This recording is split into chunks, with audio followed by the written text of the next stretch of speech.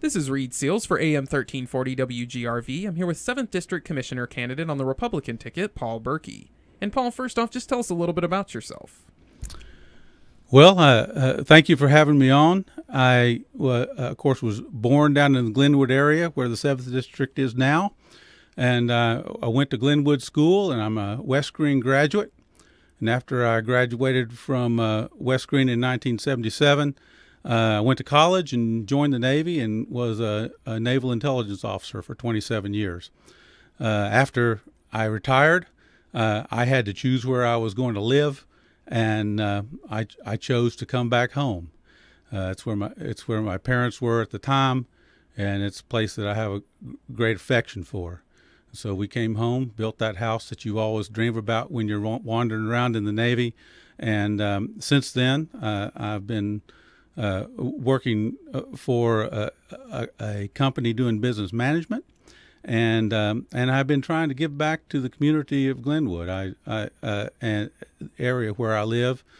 I helped with the basketball team for several years in the Ruritan, and I really want to give back some of those experiences that I had over all those years traveling around the world to the folks in my community and in my district.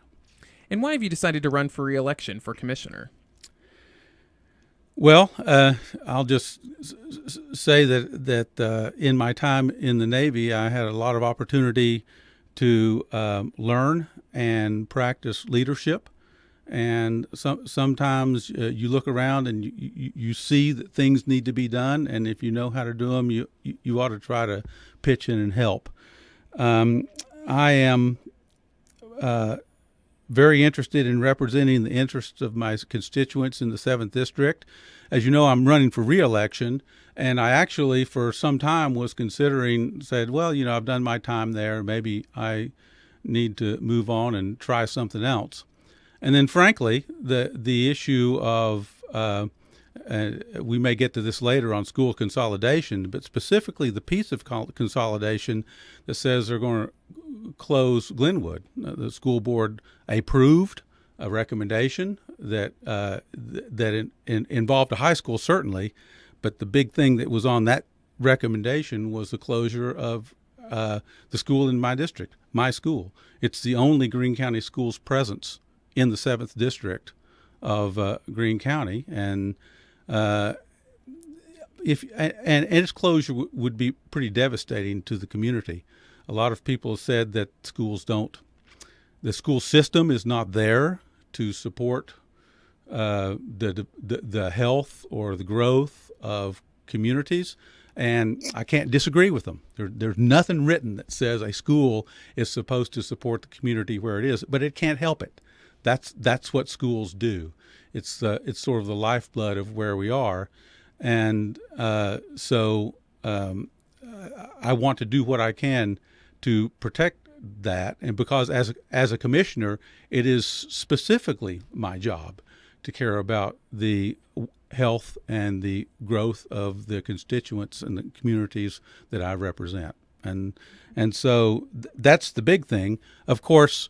I'm also interested in, West Pines and Camp Creek are in similar situations, so I think that would work to benefit them as well. When you close a school and start sending people off to other school districts, instead of turning and looking in toward the community where you are, you're really, you're turning in your mind, you're turning kind of your back on where you live and looking toward the area where your kids go to school and have activities and stuff like that. And that would have a big impact not only on schools and people that live there, but on churches and organizations and just all kinds of impacts that you don't think about if your whole focus is the educational system in isolation. We've already talked some about it now, but do you have anything else to say about the school consolidation? Yeah, of course, I'm spending most of my time talking about the small part of the recommendation, which is what's going on with Glenwood. Most people around the Greene County are talking about one high school or two high schools. I went to the meetings, the public meetings. At least I went to one of the public meetings that they had last fall, and I asked the question at the meeting, what is the radius from a school beyond which parents don't interact well with the staff and faculty there, or kids don't interact well with the activities that go on at that school? And at the time, they had no answer. They had not even asked that question yet, and so that raised a red flag with me. And it didn't sound like they were much interested in what the answer was too. I don't know the answer, but it would be very helpful to me in terms of a consolidation decision of whether to do that. The other thing is that cooperative strategies, we got the grant and paid the money, and it is my understanding, I may be wrong, is that the going in assumption is that we have a programmatic and a school population problem.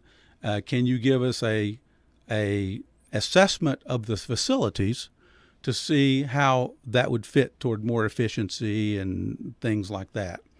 And so when you ask a consulting company to give you a facility solution, that's what they're going to give you, is a facility solution.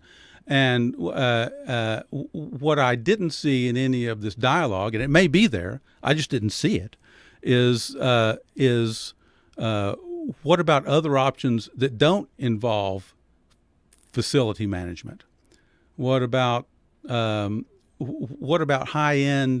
video teleconferencing?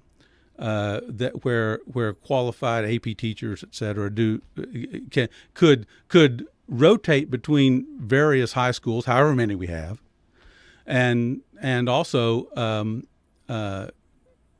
and then people could interact with them. And this is not online learning. This is not one-way lecture provision. I told somebody yesterday. I've spent a long time in the military.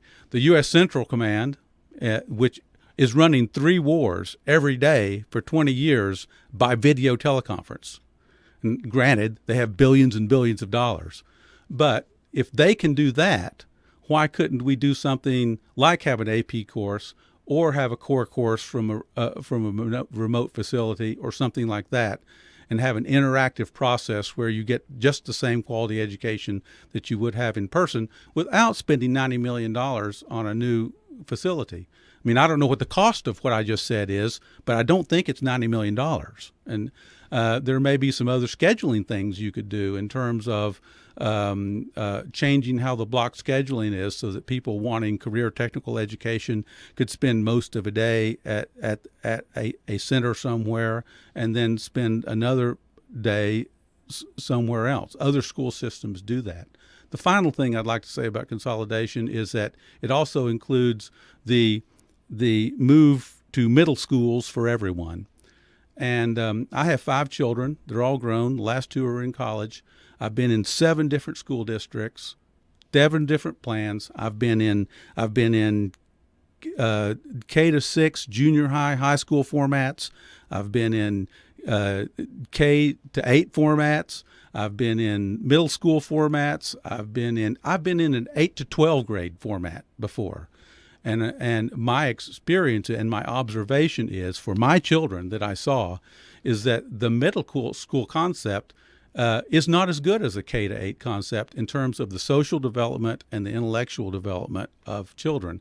I'm sure there are a lot of experts that disagree, but to the extent I've done I've done a little bit of reading on it because of this. And what I hear, what I'm discovering in my reading is even the people that invented the middle school back in the 1960s are disappointed that system has never lived up to the promise that they had put forth when they came up with it. And what are your plans if you are reelected as commissioner, if any? Well, a county commission does some things really well because that's what the state charters the county to do. and legislate. And so, the biggest thing we do is the budget, and we try to balance what people want in terms of services versus what we can afford based on taxes. And so everything else that we do is a little bit secondary to that. I mean, we have executive branch folks that kind of run departments, and we provide oversight for that, which is important.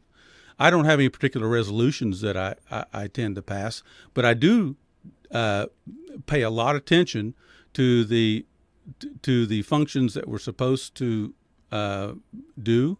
I do a lot. I want to do plenty of due diligence and research on the various proposals that come up. If something comes up that I need to do in terms of presenting a resolution, I want to make sure that it is useful and doesn't waste the time of the commission and doesn't waste the time of the citizens of Greene County. And I would like to have my functions be practical and useful. And is there anything else you'd like to say before we go? Well, one thing is that I hear candidates say, I'm going to go to the county commission and I'm going to do something or not do something, or I'm going to make something happen, I'm going to stop something from happening. And one of the things I have learned in my first term, in my only term as a county commissioner, is that county commission is a team sport, and there are 21 of us, and it really has to do with interacting with the other commissioners and coming to a consensus on what's best for Greene County. And if you can't find some middle ground, then it doesn't matter whether your idea is perfect or not. It's not going to happen. So I would say that trying to cooperate and come up with what's best for the county is what I would try to do on the commission. That was Paul Burkey. He's running for 7th District Commissioner on the Republican ticket. This is Reed Seals for AM 1340 WGRV.